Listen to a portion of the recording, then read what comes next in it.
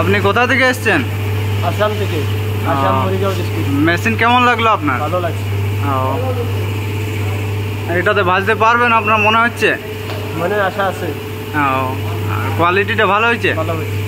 আর যদি আসাম থেকে কেউ আসে তাকে কি বলবেন আপনি? আমি বলবো যে মা কালী অটো শপ, মা কালী অটোমোবাইলসে একবার এসে দেখে নিতে, তাই না? আপনি নিজেও করলেন, ছোলাটা কেমন কোয়ালিটি হয়েছে? ভালো হয়েছে। আচ্ছা আচ্ছা, ঠিক আছে। এই দেখুন দাদার প্রোডাকশান শেষ হয়ে গেছে।